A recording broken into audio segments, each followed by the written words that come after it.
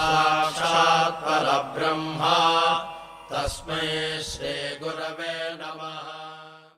ധാരാളം ചോദ്യോത്തരങ്ങൾ ആ ഗ്രന്ഥത്തിൽ കാണാം. അതിനകത്തൊരു ചോദ്യം ഇതായിരുന്നു, സ്വാമി എന്തിനാ ഈ 3 അവതാരം ഒരാൾക്ക് വന്നിട്ട് ഒറ്റയ്ക്ക് ചെയ്തിട്ട് പോയാൽ പോരായിരുന്നു? സ്വാമി പറഞ്ഞു, അവതാരം എത്ര വന്നാലും അവർക്കെല്ലാം ഒരൊറ്റ ലക്ഷ്യമേ ഉള്ളൂ. ആ ലക്ഷ്യം സനാതന ധർമ്മ പരിപാലനം, പോഷണം, വേദോദ്ധാരണമാണ്. ലോകം ഇന്ന് ഇപ്പോൾ നേരിടുന്ന ഒരു സങ്കീർണമായ അപകടകരമായ ഒരു അവസ്ഥ ഇതിലൂടെ നേരിട്ടിട്ടില്ല. സ്വാമി പറഞ്ഞു, അന്ന് അപകടകാരി ഭാരതത്തിന് പുറത്ത് ലങ്കയിലായിരുന്നു. ഞാൻ അവിടെ ചെന്ന് അധർമ്മത്തെ ഉന്മൂലനം ചെയ്തു. ദ്വാപരയുഗത്തിലാകട്ടെ ഒരു രാജ്യത്ത് തന്നെ ധർമ്മികളും അധർമ്മികളും ഉണ്ടായി.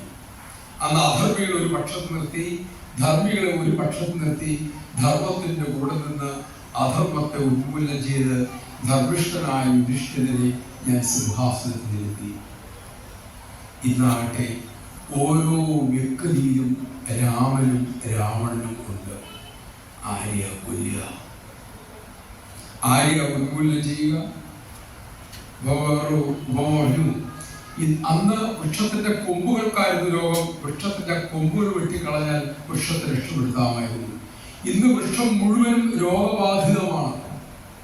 അതുകൊണ്ട് ചികിത്സ, മരുന്നാണ് വേണ്ടത്. ഓരോ വ്യക്തിയുടെയും രാവണനെ ഉന്മൂലനം ചെയ്ത് അവനിലെ രാമനെ ഉയർത്തുക. അതിനാണ് ഈ 3 അവതാരങ്ങളും.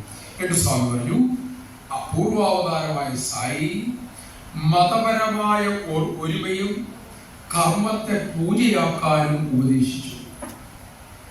മതപരമായ ഒരുമ, അതുകൊണ്ടാണ് ഒരു പൊട്ടിപ്പൊളിഞ്ഞ മസ്ജിദിൽ വേദാന്തം പ്രചരിപ്പിച്ചുകൊണ്ട് ഷിർഡി സായിബാബ കാഴ്ചയിൽ മുസ്ലിമിന്റെ രീതിയിലും ഉപദേശത്തിൽ സനാതനിയായിട്ടും ആണത്. ഇരുപക്ഷക്കാരെ ചേർന്നു. അങ്ങനെ സ്വാമിയെ മധ്യത്തിൽ നിർത്തി ഇരുപക്ഷത്തിനും ഒരുമിക്കാനുള്ള ഒരു പ്ലാറ്റ്ഫോം, ഒരു വേദി അന്ന് ഞാൻ ഒരുക്കി. അതവിടെ സാധ്യമായി. അവന് തന്നെയുള്ള കൊടിയ വൈര്യത്തിന് ഒരു ശാന്തി ഉണ്ടായി. ഇതാകട്ടെ ഞാൻ വന്നിരിക്കുന്നത് എല്ലാവരിലും ഉള്ളത് ഈശ്വരനാണ് എന്ന തത്വം പ്രചരിപ്പിക്കാനാണ്. ധാരാളം നമുക്ക് കേൾക്കാം അല്ലേ? പട്ടൊക്കെ കേൾക്കാനില്ലാത്ത വാക്കുകളായിരുന്നു. അത് അറിഞ്ഞിട്ട് പറയണോ അറിയാത്ത പറയട്ടെ, എന്തൊക്കെയാണ് നമുക്ക് അറിയാവുന്നൊരു വാക്കുണ്ട്. നമ്മുടെ ഉള്ളിലാണ് ഈശ്വരൻ, നമ്മുടെ ഉള്ളിലാണ് ഈശ്വരൻ. ആ ഈശ്വരനെ കണ്ടെത്തേണ്ടത്.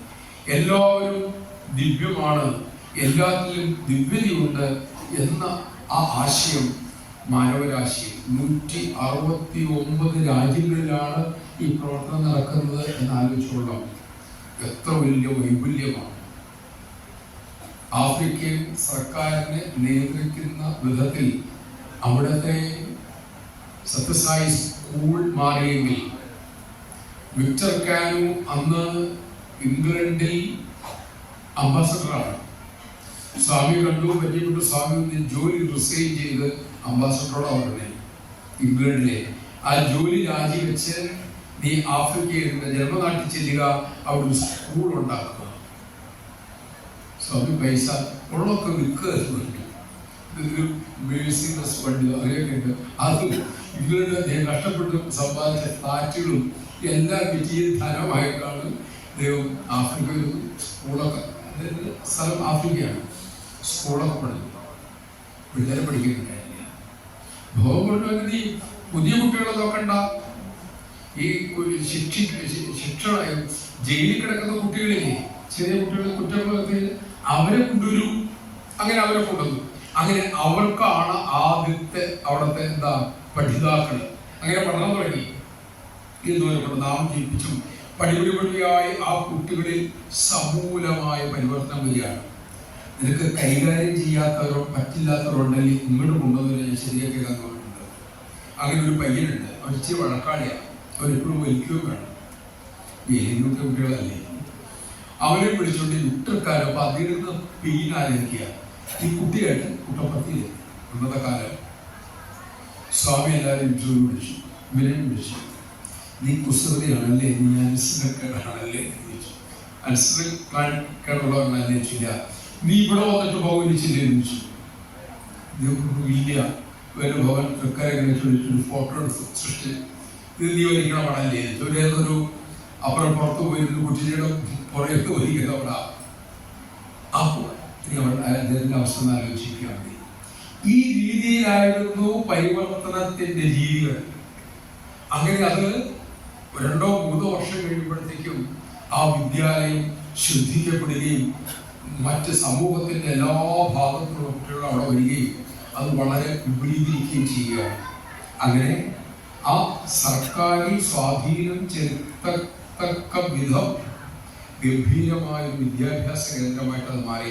അപ്പോൾ അവിടെ ഉണ്ടായിട്ടുള്ള മാറ്റങ്ങൾ എത്ര ശക്തമാണ് എന്ന് ആലോചിക്കുക. അപ്പോൾ അവിടെ പറഞ്ഞു എല്ലാവരിലും. അപ്പൊ ഇനി എന്താണ് രണ്ടാമത്തെ അവതാരത്തിന്റെ ലക്ഷ്യം? അതാണ്. ഇനി മൂന്നാമത്തെ അവതാരമായ പ്രേമസായി വരുന്നത് ഓരോരുത്തരും ഈശ്വരനാണെന്നുള്ള അനുഭൂതി അവനെ കൊണ്ട് അനുഭവിപ്പിക്കാനാണ് അത് വരുന്നത്. വേറെ രൂപത്തിൽ പറഞ്ഞു, ആദ്യത്തെ അവതാരം സ്വാമി ശ്രീനിവാസ ഭയങ്കര ദേഷ്യക്കാരനാണല്ലോ. ഒന്നും ദേഷ്യമൊന്നും ഉണ്ടായിരുന്നില്ല. അമ്മ അടുക്കളയിൽ ആഹാരം പാചകം ചെയ്യുമ്പോൾ കുട്ടികൾ വഴക്കുണ്ടാക്കിയാൽ അമ്മ സഹായിക്കും. ഈ കുട്ടിക്ക് കൊടുക്കാനുള്ള ഭക്ഷണം അമ്മ ഉണ്ടാക്കുന്നത്. അത് ഉണ്ടാക്കുമ്പോൾ തടസ്സപ്പെടുത്തിയ കുട്ടിയുടെ ഭക്ഷണമാണ് മുടങ്ങുക. അതുപോലെ ഞാനന്ന് അടുക്കളയിൽ പാചകം ചെയ്യുകയായിരുന്നു, അതിന്റെ ദേഷ്യമാണ്. ഇന്ന് ഞാൻ ആഹാരം വിളമ്പി തരികയാണ്. ആഹാരം വിളമ്പി തരുന്ന അമ്മ ഒരിക്കലും ദേഷ്യപ്പെടാറില്ല, സന്തോഷമായിട്ട് കഴിച്ചിട്ട് കൊണ്ടിരിക്കുക. ഇനി ആ അമ്മയുടെ അടുത്തൊരവസ്ഥയാണ്, തന്റെ കുഞ്ഞ് താൻ ഉണ്ടാക്കി കൊടുത്ത ആഹാരം കഴിച്ച് ആനന്ദിക്കുന്ന കണ്ട് അമ്മ ആനന്ദിക്കുന്നു. ഞാൻ അടുത്ത അവതാരത്തിൽ ഞാൻ പകർന്നു തന്ന അറിവുകളിൽ നിങ്ങൾ അഭിനയിച്ച് അത് ആനന്ദിക്കുന്നത്, ആ ആത്മാനുഭൂതിയിൽ നിങ്ങൾ ഇരിക്കുന്നത് കണ്ട് ആനന്ദിക്കാനാണ് ഞാൻ അടുത്തതായി വരുന്നത്. ഇതാണ് ഭഗവാൻ അന്ന് പറഞ്ഞത്. ഈ 3 അവതാരങ്ങൾ തമ്മിൽ വ്യത്യാസമുണ്ടോ എന്ന് ചോദിച്ചാൽ കാഴ്ചയിലേ ഉള്ളൂ, പ്രവർത്തന ശൈലിയിലുള്ളൂ. ലക്ഷ്യം ഒന്നാണ്. ഏതുപോലെ എന്ന് ചോദിച്ചാൽ ഒരു വലിയ കൽക്കണ്ടം എടുക്കുക, സ്വാമികൾ പൊട്ടിച്ച് കഷ്ണങ്ങളാക്കുക, അതിന് ഒരു ചെറിയൊരു കഷ്ണം എടുത്ത് പൊടിയാക്കുക. വലിയ കൽക്കണ്ടം കഴിച്ചാലും മധുരമാണ്, ചെറിയ കൽക്കണ്ട തരി കഴിച്ചാലും മധുരമാണ്, പൊടിച്ച പൊടി കഴിച്ചാലും മധുരമാണ്. ഇത് 3 ഒന്ന് തന്നെ 3. ഒന്നായ തത്വം സായി 3ആയി പിരിഞ്ഞ് 1ആയി മാറുമ്പോൾ സായി അവതാര ദൗത്യം പൂർത്തീകരിക്കും എന്ന് ഭഗവാൻ പറയുന്നു.